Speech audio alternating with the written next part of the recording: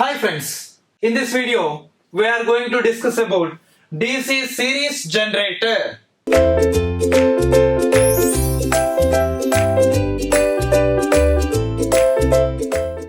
We know that series generator nothing but the field winding series to the armature winding.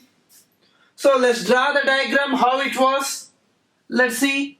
For example, this is my field winding and this should be connected in series to the armature winding, and this is the load voltage or terminal. See, this is the voltage V. Here the current is called IL and the current through the series field winding is called ISE. Current delivered by the armature is called IA. Of course, we have here armature winding which produces the EMF EZ and the armature resistance RA. But here, when the load increases, armature current increases. When the armature current increases, ISE increases. When the ISE increases, flux increases. So here, the load is directly proportional to flux. This is not constant. That's why the flux is directly proportional to IA. Then the EMF directly proportional to phi IA. Now for series motor is directly proportional to IAN. This is the generated voltage relation. This is the first very different up to now.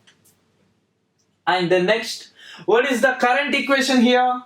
Let's tell me the current equation. The current equation IA is equals to ISE is equals to IL. All are equal. What is the loop equation here? Tell me loop equation. EZ is equals to IARA plus ISE RSE. This is the resistance RSE plus V. But this ISE is nothing but IA. So how we can recognize EZ is equals to IA of RA plus RSE plus the voltage. This is what is EMF equation. From this IA is equals to EZ minus V upon RA plus RSE. These are the current equations. But here voltage equation, voltage drop also is there. That is the brush drop is there. Then what is the power equation multiplied with current? EZIA is equals to IA square RA plus RSE plus V into IL plus brush losses. Here field winding losses also included, no need to include again. Right? This is simply diagram and mathematics. Are you okay? What's next? Can you tell me what's next? Next is the graph. So the graph, first one is OCC. OCC drawn between the field current, nothing but ISE, and the generated EMF. So let's see, this is a self-excited generator which having residual magnetism, residual flux. When ISE increases, nothing but the field current increases. This is take a field current, nothing but ISE.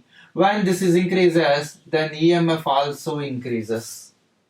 As usual, OCC is as usual. Next, the second one, internal characteristics. Internal characteristics are drawn between armature current and generated EMF and armature current. This ISE is nothing but IA. This IA is nothing but ISE. EMF is EMF. Nothing but both are same, right? OCC and internal characteristics are same. When IA 0, of course, here we have some residual magnetism which is increasing, but when Ia is increasing, due to armature reaction, some drop will be there. So internal characteristics are represents that armature reaction drop. Then what next? External characteristics. External characteristics are drawn between line current and the voltage. Actually, line current is nothing but Ia again. Voltage in y-axis. This is also same. This is also increasing in nature, but this drop represents, I said you already, ohmic drop. Ohmic drop nothing but, what is the ohmic drop in our DC series generator? Very simple. Ia Ra plus Rse is the ohmic drop. So these are the external characteristics. OCC characteristics are drawn between field current and EMF, generated EMF. Internal characteristics are drawn between armature current and EMF, and external characteristics are drawn between IL and V. This is diagram from the diagram, mathematics from the mathematics graph. Is it clear? Right? Yes or no? Now tell me, what are the applications of DC series generator? Can you tell me what are the applications? Generally, see here, the external characteristics are load characteristics which is increasing in nature. That's why these are used for boosting applications. Yes or no? Where we are using, this is used as a DC series generator, used as a booster in transmission system to boost up the voltage. This is the applications of DC series generator. Generally, in examination, they will ask you question, what are the applications of DC series generator? Option A, traction. Option B, constant speed. Option C, constant voltage. Option D, boosting applications. What are the applications of DC series generator?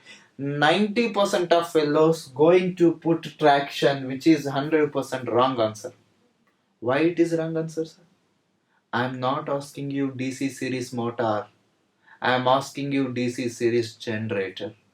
Be careful. If it is DC series motor, traction is correct answer. Don't go wrong answer. Right? So this is generally the DC series generator explanation. Is it okay, clear? Thank you.